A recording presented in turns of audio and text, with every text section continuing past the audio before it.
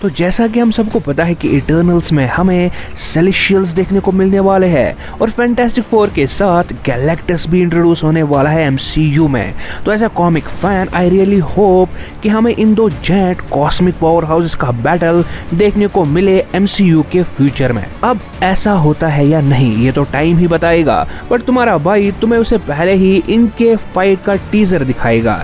Actually recently मैं fantastic four by Jonathan Hickman comic पढ़ रहा था और भाई साहब इट ब्लू माय माइंड। और इसी कॉमिक के कुछ पन्नों पे हमें सेलेशियल्स वर्सेस गैलेक्टस की फाइट की झलक दिखाई गई और मैंने सोचा क्यों ना एक प्रॉपर ब्रेक डाउन कराया जाए इन दोनों की फाइट का। देखो आई डोंट केयर कि इस वीडियो पे व्यूज आए या नहीं, बट अगर आपको वीडियो पसंद आता है तो जिस भी कॉमिक फैन को आप जानते हो उसके साथ ये वीडियो शेयर करना नहीं भूलना। सबसे पहली बात करें इनके ओरिजिन और पावर्स की, तो सेलेशियल्स एक कॉस्मिक गॉड्स की रेस है जिन्हें की फर्स्ट फर्मामेंट ने बनाया था। अब ये फर्स्ट फर्मामेंट कौन सी बला है? तो फर्स्ट फर्मामेंट सबसे पहली मल्टीवर्स थी जो कि सबसे पहले एग्जिस्ट करती थी। अकेले होने की वजह से उसने एस्पेरेंट्स को बनाया जो कि उसे पूछते थे, बट इन्हीं एस्पेरेंट्स में से कुछ ऐसे निकम्मे निकले जिन्होंने फर्स्ट फर्मामेंट के अगेंस्ट बगावत कर दी और इन बीइंग्स को हम सेलेशियल्स के नाम से जानते हैं।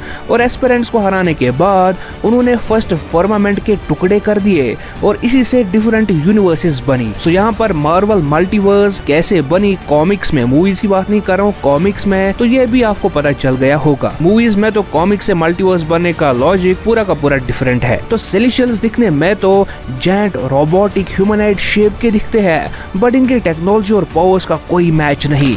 खुद सोचो जो टेक्नोलॉजी एक नॉर्मल ह्यूमन को एक इटर्नल में चेंज कर सकती है उसका क्या ही मैच होगा। सेलेशियल्स की पावर की बात करें तो उनके पास रियलिटी रैपिंग से लेकर मैटर मैनिपुलेशन से लेकर टेलीकाइनेसिस से लेकर टेलीपैथी, लाइक लिटरली जो भी पावर ऑफ सोचो वो उनके पास है और इसलिए इन्हें स्पेस गॉड्स भी कहा जाता है। और एक फन फैक्ट आप सबके लिए कि ओडिन और ज़ूस जैसे स्काई फादर्स को सेलेशियल्स नहीं बनाया था और वो सेलेशियल्स के अंडर ही काम करते थे। अब देखो सेलेशियल्स का कुछ तो काम होगा, ऐसे ही मेरी तरह वेले तो नहीं बैठे होंगे। तो सेलेशियल्स मल्टीवर्स में हर किसी प्लेनेट पे जाके वहां की स्पीशीज को मॉडिफाई करते हैं और अपने सीड को प्लैनेट्स में प्लांट करके जो कि ग्रो होने के बाद नए सेलेशियल्स बनते हैं, एग्जैक्टली लाइक ईगो ने किया था guardians of the Galaxy volume 2 में। और सेलेशियल्स ने ही डिविएंट्स, इटर्नल्स और मार्वल में ह्यूमंस को बनाया था। अब बहुत होगी सेलेशियल्स की बात करें द डिवोवर ऑफ प्लैनेट्स गैलेक्टस की, तो एक्चुअली गैलेक्टस एक सिंपल एलियन साइंटिस्ट था जिसका नाम गैलन था, बट गैलन मल्टीवर्स के 6th इनकारनेशन में रहता था। मतलब मार्वल मल्टीवर्स डिस्ट्रॉय और नई बनती रहती है और प्रेजेंट मल्टीवर्स मार्वल कॉमिक्स की 7th इनकारनेशन ऑफ मल्टीवर्स है और इससे पहले 6 मल्टीवर्सेस बनी और जो 7th मल्टीवर्स है ये 6th मल्टीवर्स के डिस्ट्रक्शन के बाद बनी थी। बट 6th मल्टीवर्स के डिस्ट्रक्शन के टाइम सिर्फ गैलन ऐसा बीइंग था जो कि 6th मल्टीवर्स से जिंदा बचा था और उस मल्टीवर्स के सेंटिएंट फोर्स के साथ फ्यूज होके वो 7th मल्टीवर्स में एज गैलेक्टस बन के निकला। अब देखो रिसेंटली गैलेक्टस के ओरिजिन को थोड़ा सा चेंज किया गया है with the introduction of black winter. समझाता हूँ कैसे। तो ब्लैक विंटर वो बीइंग है जो कि यूनिवर्सेस और मल्टीवर्सेस को डिस्ट्रॉय करता आ रहा है और ब्लैक विंटर के अकॉर्डिंग उसने गैलन को इसीलिए नहीं मारा क्योंकि वो उसे अपना हेरल्ड बनाना चाहता था, बट बेचारे ब्लैक विंटर को ये बनक तक नहीं थी कि उसे कॉस्मिक किंग थॉर पेल देगा।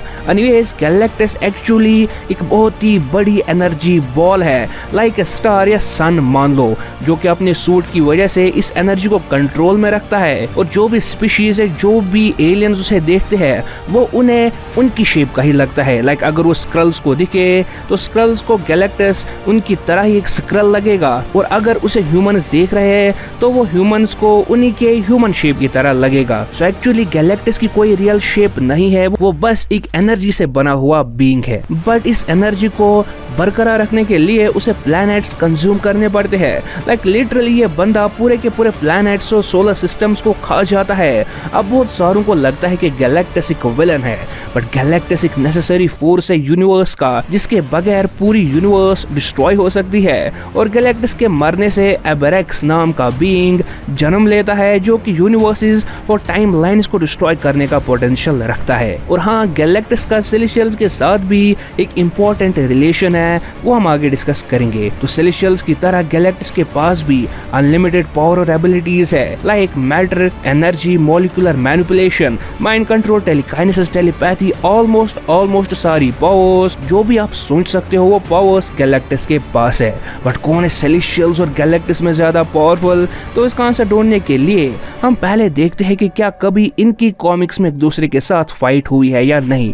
तो इनकी fight fantastic four comic series में हुई, जहां पर रीड रिचर्ड्स गैलेक्टस को बुलाता है 4 सेलेशियल्स से लड़ने के लिए। और गैलेक्टस जब आता है तो वह रीड रिचर्ड्स से कहता है, मुझे मेरा अंत नजर आ रहा है। और यहाँ पर गैलेक्टस 4 प्लैनेट्स को कंज्यूम करके आया था। मतलब गैलेक्टस जितने प्लैनेट्स कंज्यूम करेगा उतना ही पावरफुल वो बन जाता है।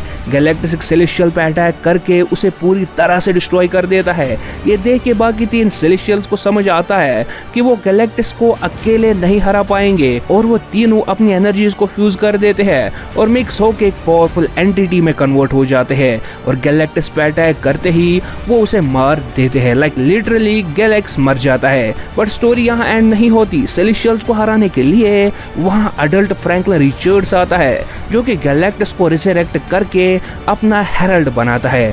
और गैलेक्टस उठ के फिर से एक सेलेशियल की बॉडी को डिस्ट्रॉय करके उसे कंज्यूम कर लेता है। सो देखो, मैं यहाँ पर फ्रैंकलिन रिचर्ड्स की बात नहीं करूंगा, वो हम किसी और वीडियो में करेंगे। बट इस सबसे आई थिंक एक बात क्लियर हो जाती है कि गैलेक्टस एक या ज्यादा से ज्यादा 2 सेलेशियल्स को एक टाइम पे हरा सकता है या उनसे फाइट कर सकता है, बट 1 या 2 से ज्यादा सेलेशियल्स उसे आसानी से हरा सकते हैं। और ध्यान रहे, ये नेमलेस सेलेशियल्स थे, मतलब नॉर्मल या वीक सेलेशियल्स, क्योंकि सेलेशियल्स में भी पावर रैंकिंग होती है और स्कैंथन द अप्रूवर और वन अबो ऑल, हाँ वन अबो ऑल भी एक सेलेशियल है। ये मार्वल का क्रिएटर वन अबो ऑल नहीं है, और भी पावरफुल सेलेशियल्स गैलेक्टस को इजीली हरा सकते हैं। बट अब गैलेक्टस और सेलेशियल्स का आपस में क्या कनेक्शन? तो रिसेंटली कंफर्म किया गया है कि गैलेक्टस एक्चुअली सेलेशियल पॉपुलेशन को चेक में रखता है। वो कैसे? तो देखो, सेलेशियल्स डिफरेंट प्लैनेट्स पे अपने सीड्स डालते हैं जो कि नए सेलेशियल्स में चेंज हो जाते हैं, बट वहीं गैलेक्टस प्लैनेट्स कंज्यूम करता है, जिसकी वजह से वो प्लैनेट्स के नंबर को डिक्रीज करता रहता है, और इनडायरेक्टली इससे सेलेशियल्स की पॉपुलेशन भी चेक में रहती है। सो आई होप कि आपको वीडियो अच्छा लगा होगा। वीडियो अच्छा लगने पे वीडियो को लाइक और चैनल को सब्सक्राइब करना नहीं भूलना। और अगर आपका कोई भी क्वेश्चन हो जिस पे आप चाहते हो कि मैं वीडियो बनाऊं, तो डिस्क्रिप्शन में आपको इंस्टाग्राम का लिंक मिल जाएगा, आप वहां पर मुझे मैसेज कर सकते हो। और हाँ, क्या थॉर सेलेशियल्स को हरा सकता है? ये जानने के लिए लेफ्ट वाली वीडियो पे क्लिक और Avengers versus guardians of the multiverse पे वीडियो देखने के लिए राइट वाली वीडियो पे क्लिक करके वीडियो को एंजॉय कर सकते हो।